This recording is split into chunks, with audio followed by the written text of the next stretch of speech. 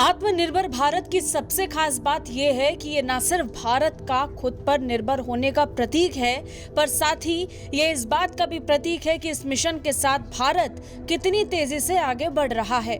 और इसी तेजी की एक झांकी तब पेश हुई जब भारत में इंडिगो एयरलाइन ने गगन का इस्तेमाल करके अपने विमान की लैंडिंग की।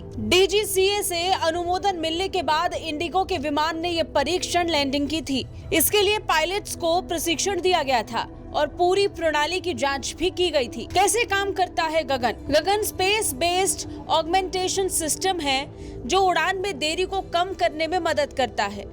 ये लैंडिंग के समय विमान को कैटेगरी 1 की लैंडिंग सिस्टम के बराबर सटीकता प्रदान करता है। इससे ज्यादा सुरक्षा और ईंधन बचाने की भी सुविधा मिलेगी। इंडिगो एयरलाइन ऐसी पहली एयरलाइन बन गई है जिसने एक स्वदेशी नेविगेशन सिस्टम गगन का उपयोग करके विमान लैंडिंग की। खास बात यह है कि गगन का इस्तेमाल करने वाली इंडिगो सिर्फ भारत ही नहीं पूरे एशिया में पहली एयरलाइन है। इंडिगो ने एक बयान में जानकारी देते हुए कहा कि ATR 72 विमान द्वारा संचालित उड़ान को 28 अप्रैल की सुबह राजस्थान के किशनगढ़ हवाई अड्डे पर स्वदेशी नेविगेशन सिस्टम का इस्तेमाल करते हुए उतारा गया। खासकर ऐसे छोटे हवाई अड्डों पर गगन उपयोगी साबित होगा जहां उपकरण लैंडिंग प्रणाली नहीं है। गगन से काफी फायदा मिलेगा। इससे भारत के नागरिक उड्डयन क्षेत्र का आधुनिकीकरण होगा। वह इंडिगो के डायरेक्टर और CEO रणजॉय दत्त ने MOCA, DGCA, इसरो और AAI को बधाई देते हुए कहा कि भारतीय नागरिक उड्डयन के लिए एक बड़ी छलांग है जो गेम चेंजर साबित होगी। उन्होंने कहा कि आत्मनिर्भर भारत की दिशा में एक दृढ़ कदम है।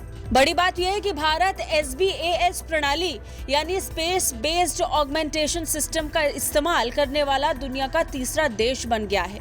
इससे पहले सिर्फ जापान, अमेरिका के पास ही ये प्रणाली थी जो भारत के हाथ लगी है, जिसे इस्तेमाल में भी लाया गया। बता दें, गगन को पूरी तरह से भारत में विकसित किया गया है, जिसे AAI यानी भारतीय विमानपत्तन प्राधिकरण और भारतीय अंतरिक्ष अनुसंधान संगठन यानी इसरो ने विकसित किया है, जो आत्मनिर्भर भारत की दिशा में बढ़ाया गया एक और कदम है। GDCA ने 1 जुलाई 2021 के बाद भारत में पंजीकृत सभी विमानों को गगन से लैस करना जरूरी कर दिया था। इससे उड़ानों की देरी में कमी आने के साथ ही ईंधन की भी बचत होगी और विमान की सुरक्षा भी बेहतर तरीके से हो पाएगी। गगन का उपयोग परिवहन, रेलवे, सर्वेक्षण, राजमार्ग, दूरसंचार और सुरक्षा एजेंसियों द्वारा किया जा सकता है। ब्यूरो रिपोर्ट, भारत तक।